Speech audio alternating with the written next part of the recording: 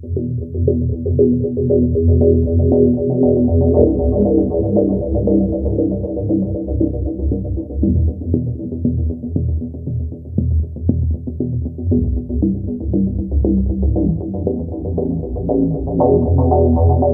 and welcome to a fresh new episode of The New World Order with me, Atul Mishra. Let's begin. France is burning and Paris is falling. The nation is currently engulfed in chaos, with the streets of Paris trembling under the weight of violent protests and widespread unrest. This tumultuous situation was sparked by the tragic shooting of Nail Mazrouk, a 17-year-old boy, by a police officer. What started as a tragic incident quickly escalated into a storm of violence that spread like wildfire across more than a dozen French cities. Buildings were set ablaze, cars were torched, and police stations became targets of vandalism, creating a state of fear and uncertainty.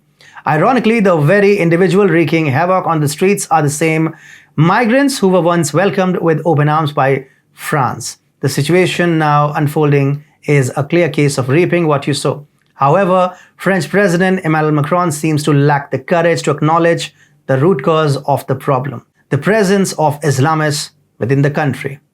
Instead of addressing this critical issue, he chooses to attribute the unrest to video games, a move that can only be described as absurd and detached from reality. But amidst the chaos and France's questionable approach, there are countries that take a starkly different stance. Hungary, quite often labeled as an authoritarian state, has implemented a strong and decisive approach when dealing with Islamists.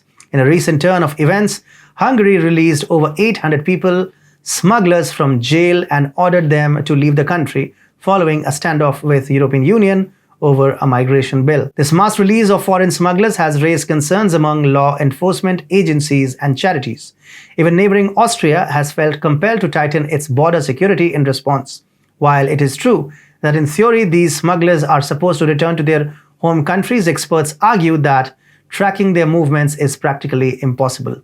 Many are likely to return to their criminal ways, further strengthening smuggling operations across the Balkans. However, there is a more dramatic possibility at play in Hungary.